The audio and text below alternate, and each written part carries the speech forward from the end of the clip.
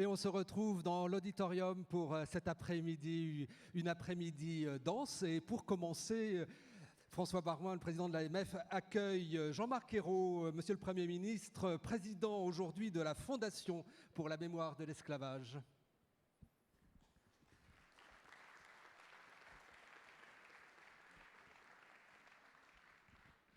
Merci beaucoup, Monsieur le Premier ministre, cher Jean-Marc Ayrault. D'abord, bienvenue chez vous.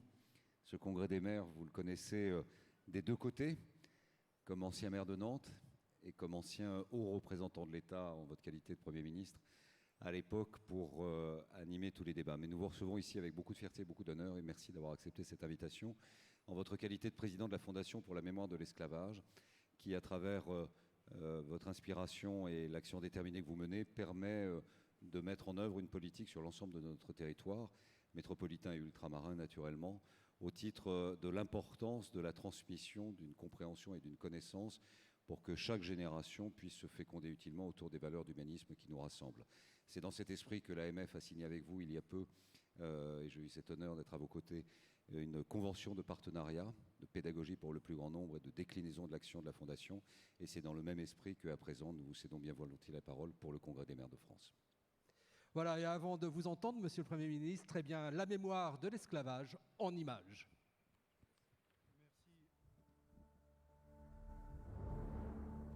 Merci. Je me souviens.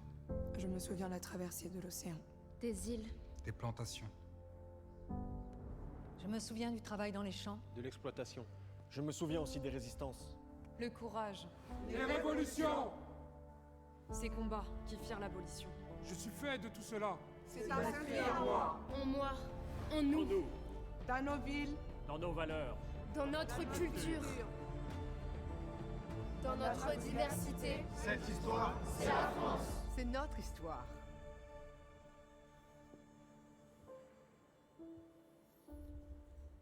Monsieur le Président, cher François Baroin, Mesdames et Messieurs les maires, d'abord je vous remercie de m'accueillir quelques instants pour présenter la Fondation pour la mémoire de l'esclavage que je préside désormais, mais je ne le fais pas sans émotion. François Baroin vient d'y faire allusion. Pendant 35 ans, comme vous, j'ai participé à tous les congrès de l'Association des maires de France, d'abord comme maire de Saint-Herblain, puis maire de Nantes. Mais aujourd'hui, c'est dans d'autres fonctions que je m'adresse à vous. Donc merci à François Baroin, merci à l'Association des maires de France d'avoir signé avec la fondation que je préside cette convention de partenariat qui nous lie désormais.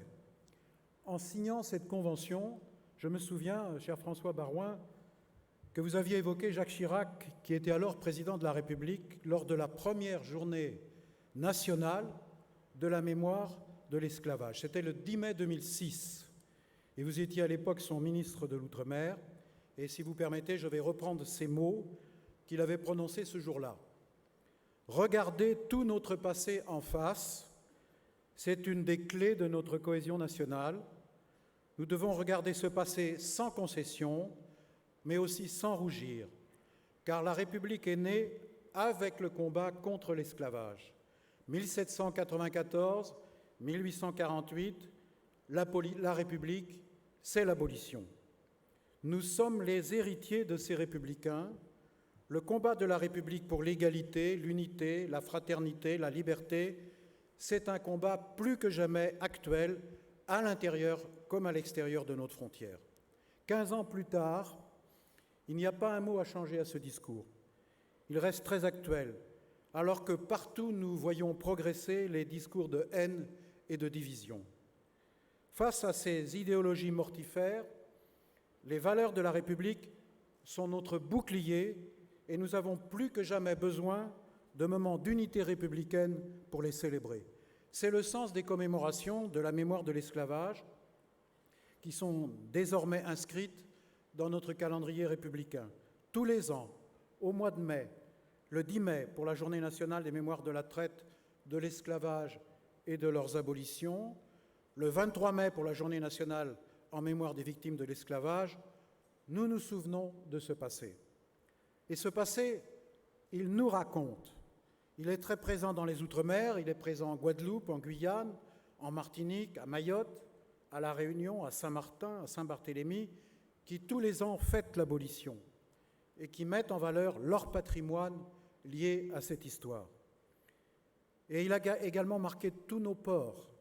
Je pense bien sûr à Nantes, à Bordeaux, au Havre, à La Rochelle, à Brest, à Lorient, à Dunkerque et aussi à Marseille. Mais en réalité, ce passé a laissé des traces partout en France. Par exemple, la commune de Champagney, en Haute-Saône. En 1789, ses habitants ont demandé dans leur cahier de doléances l'abolition de l'esclavage. À Oyonnax, dans l'Ain, on célèbre chaque année Léger Félicé Santonax, natif de cette commune, qui en 1793 a proclamé l'abolition de l'esclavage dans la colonie française de Saint-Domingue, devenue aujourd'hui Haïti.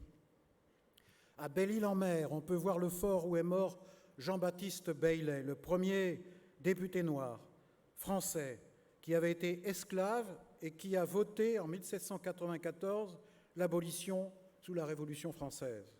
Victor Schœlcher, qui est honoré par des maisons-musées à Fessenheim, en Alsace, où il est né, et à Houille, en Île-de-France, où il a vécu ces dernières années. Dans le Doubs, au fort de Joux, la mémoire de Toussaint Louverture, qui est mort, s'inscrit dans un grand projet de mise en valeur d'un site exceptionnel. À Montauban, on se souvient d'Olympe de Gouges, qui sous la Révolution défendait les droits des femmes et la liberté pour les Africains réduits en esclavage. En Saône-et-Loire, on célèbre le poète Lamartine, qui fut un admirateur de Toussaint Louverture et l'un des pères de l'abolition de 1848. Une nouvelle association de communes y fait revivre son souvenir. Cette histoire, c'est donc notre histoire, l'histoire de toute la France, de l'Hexagone et des Outre-mer, car tous ces lieux que j'évoque, et j'en évoque là que quelques-uns, toutes ces figures nous rappellent ce que nous sommes et ce que nous voulons être, une nation mondiale, généreuse et diverse, le pays des droits de l'homme, la patrie de Victor Schœlcher, l'abolitionniste, d'Aimé Césaire, le poète, de Toussaint Louverture, le révolutionnaire, de Joséphine Baker, l'antiraciste, qui va les rejoindre tous les trois en Panthéon dans les 15 jours exactement. Commémorer la mémoire de l'esclavage, c'est donc célébrer la République en réaffirmant chaque année le sens de ses valeurs. C'est jeter des ponts entre l'Hexagone et les Outre-mer. C'est aussi rappeler que le combat pour la liberté et la dignité humaine continue aujourd'hui alors que des millions d'hommes et de femmes et d'enfants sont encore victimes d'esclavage et d'exploitation à travers le monde. C'est tout cela que la Fondation pour la mémoire de l'esclavage vous propose, mesdames et messieurs les maires, de partager en vous associant, vous aussi, aux cérémonies nationales du mois de mai, en travaillant toute l'année à transmettre cette histoire dans les écoles et les musées, avec les associations de jeunesse et les acteurs locaux, en développant le tourisme mémoriel lorsque c'est possible. Sur tous ces sujets, nous sommes là pour vous aider. Nous avons réalisé à votre intention un kit pratique qui contient de nombreux conseils pour réussir une belle cérémonie de mai qui soit originale et inspirante, associant la jeunesse et la culture. Vous trouverez ce kit au stand que la Fondation tient cette année au Salon des maires. Vous y découvrirez nos autres productions ainsi que notre exposition itinérante que vous pourrez nous demander gratuitement. Venez nous y retrouver et échanger avec nous, avec l'équipe de la Fondation. C'est au stand A29, pavillon 2-3. Mesdames et messieurs les maires, honorer la mémoire de l'esclavage, ce n'est pas faire acte de repentance. C'est un geste républicain et c'est un moment de rassemblement autour de ce que nous avons de meilleur et de plus précieux. Et je m'appuie là, en tant que témoin de cette participation à cette mémoire, à travers mon expérience de maire de Nantes, pendant 23 ans. Une ville qui a été le premier port négrier de France à l'époque de l'esclavage. 40% de la traite du commerce triangulaire est passée par Nantes.